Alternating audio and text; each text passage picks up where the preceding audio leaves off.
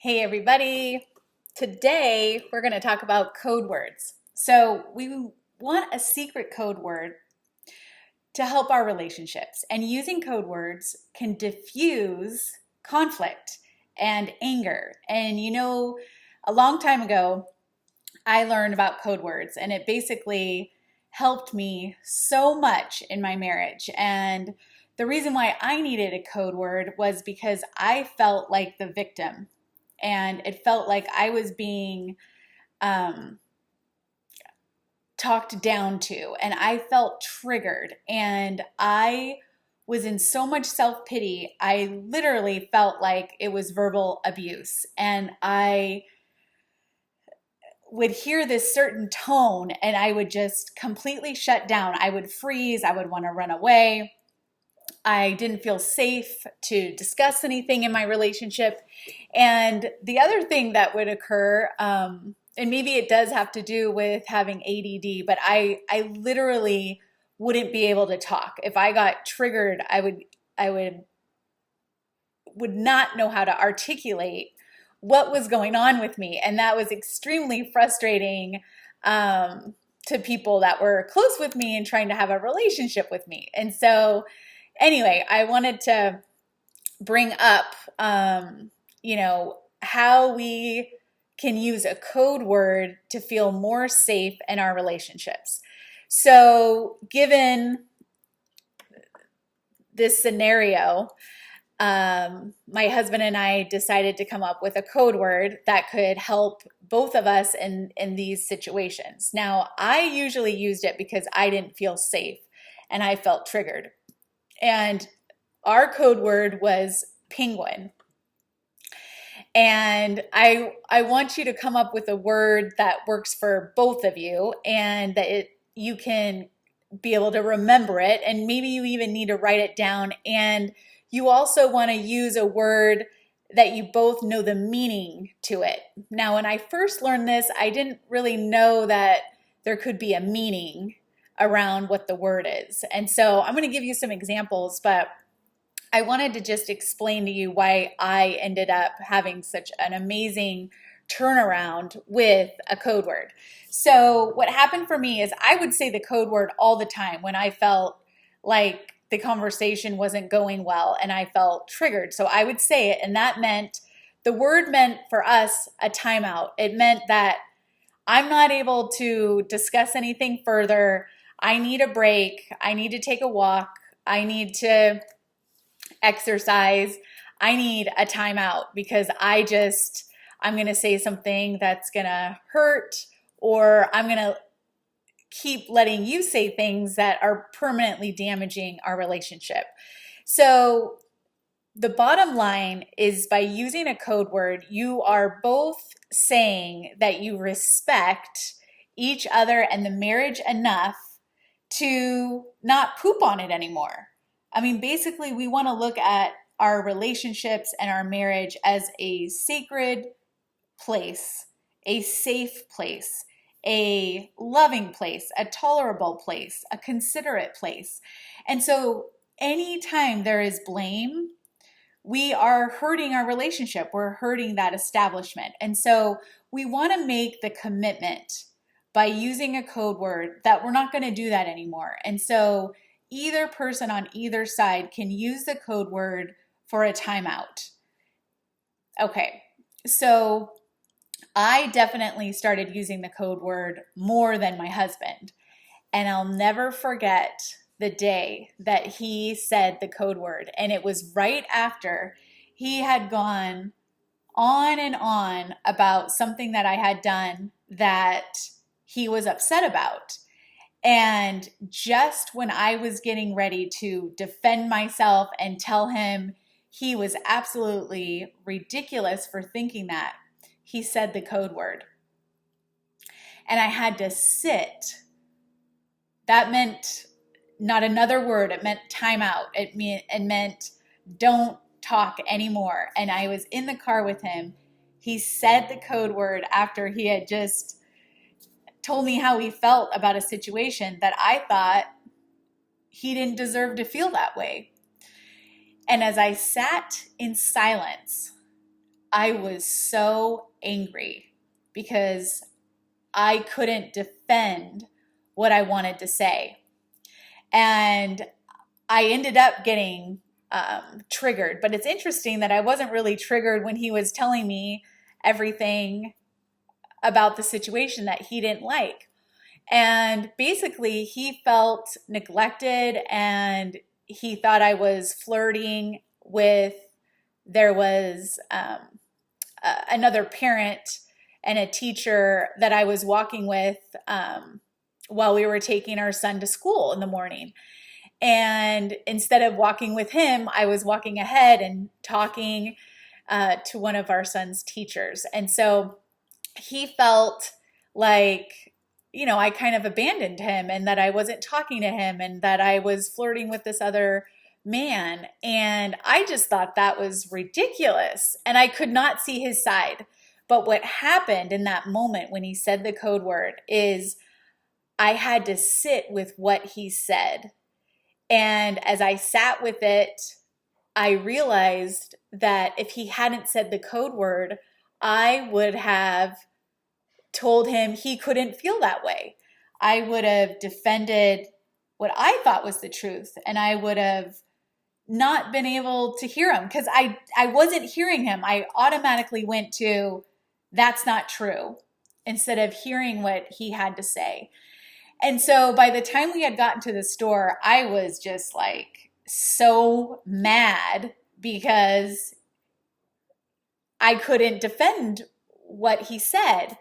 And I ended up telling him I was going to walk home, which it wasn't that far. And so he did the grocery shopping and I walked home. And as I was walking, my mind kind of calmed down and I could replay the scenario. And I really was awakened to my part of how I dismiss how my husband feels. And so that's my story of how I kind of realized that sometimes it's better to hit pause and take a time out so that I could really process what he was saying. And he was just trying to tell me how he felt. And I believe that he said the code word afterwards so that I wouldn't deny him his feelings. So carrying on, I wanted to make sure that I could give you some examples about using some words and maybe what they mean, what they could mean, right? So you want to pick a word to help your relationship get out of fight or deal with a difficult situation. So when you and your partner decide on a code word, they need to be fun. They need to be meaningful to you. My code word was just like, it meant timeout. And there's the funnier or more bizarre they are, the more the words may remind you to not take yourselves so personally, right? Or too seriously. So somebody gave me a code once. It was called sugar cone. And what that meant to this couple was, I'm needing some reassurance that you love me and that we're okay. So think of a word that could tell the other person, I'm needing reassurance that you love me and we're okay. I think so often in a relationship, we make assumptions about what's going on, and we need cues to let the other person know how we're feeling. And maybe, when we're triggered, we don't even have the words to actually articulate that. So that's why we're planning ahead of time how to use the code word. Somebody else came up with the word volcano. That was their code word for a timeout. Things are getting heated, and it's not going to be productive. And that's kind of why I used my code word. It was like I would get to the point where I needed the code word because anything that was going to come out of my mouth was not going to be productive or in the solution of making anything better. So it's better to cool down, wait for a minute, and then regroup. And so the code word is not about ignoring or saying it's the end of the discussion. Absolutely not. It's just that in that moment when we're triggered, our brain is not on track. And so it's a reminder for both parties to take a break, calm down, get our mind integrated. And some of the integration tools we've talked about are breathing, 4 square breaths. So breathe in for 4, hold it for 4, blow it out for 4, hold it out for 4. Taking a walk is a great way to integrate your brain. Cross crawling, where you're just putting your hands up and you're bringing one down and to the other, crossing over your body, just like this, is such a quick way. Going up and down stairs, just a couple flights of stairs, is gonna get your brain back on track. So we want to get integrated so that our brain is able to help us focus and make better judgments and decision and better choices with our words, because two angry people trying to hash it out hasn't worked in my experience. So another great word would be Niagara, like Niagara Falls, meaning I'm feeling flooded right now. Can we take a 20-minute break so I can calm down? So when things get heated up between you and your spouse, it can be difficult to find the right words. So these code words can be helpful because there's no need to form a complete sentence in thought. We just use the previously decided upon code words in that moment. And your partner will understand what's going on. Some other great words I was thinking of was Butterfinger Blizzard. And to me, that means let's go get a treat. I'm needing something special. I'm needing a vacation. I'm needing to forget about what's going on right now. Like, let's get out of here. Even something that maybe is a code word for, we're at your parents-in-law's house and something is like messed up, and maybe somebody else said something and it's like, I need to get out of here. So to me, Butterfinger Blizzard is let's get out of here and go get a treat. Let's take,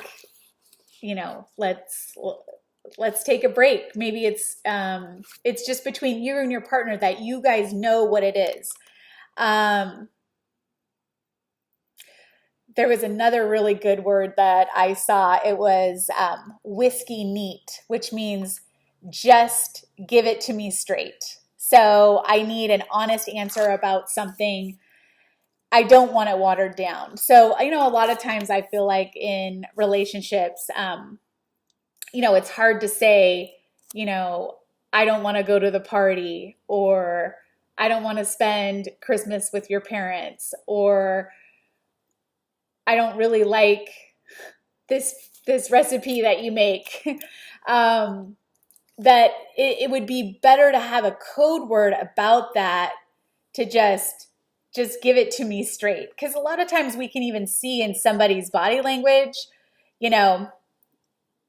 tell me straight, tell me how you feel and what you want.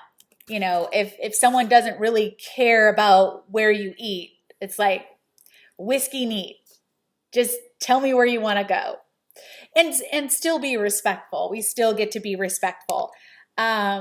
So the main thing is that you want to plan for it. You want to choose words that you're going to remember. Okay. And you want to pick ones you both agree on and what they mean. And I would even write them down as you're getting used to them. And you always want to respect each other. And that's the bottom line. And, we want to repair our relationships. And it's not fixing what is broken, but rather taking a few steps or a tool in a better direction. And this is this is why, having a silly word um, can help in that situation so that it doesn't escalate the situation when it comes when it comes up, because um, we want to be able to talk to each other and calm down, and we don't want to run away from situations. So I used the code word and I got accused of um, using it as an escape to run away from really having a conversation. So you want to be able to have a place where we both are taking responsibility for my feelings and my triggers, so that I do take that walk, I do my breathing, and then we make a plan together of when can we talk about this, so that it doesn't just keep getting brushed aside and then you keep getting triggered every time it comes up. It's so important to listen to one another. And I feel like this is a good way to come up with a code word that means something between the two of you, and that you're really respecting your marriage and what goes on between the two of you, and to practice listening rather than trying to defend your part or the way you see it. So I hope this is helpful. We're going to be able to keep working on this, and I'm going to think of some other really good examples of how this word has helped me. And I'm even thinking of coming up with some new words in my marriage so that it's just easier, so I don't have to articulate it. Because sometime in that moment when I'm feeling depressed or self-pity or just really, really tired, I'm so tired, it's hard to even say what's on my mind. So I hope this is helpful. Remember, marriage is our most important relationship, and we want to absolutely keep that with love and respect. And that's going to help us be closer and more intimate with one another and safe to really talk and hear one another. Okay, this is Melanie Yates. Until next time.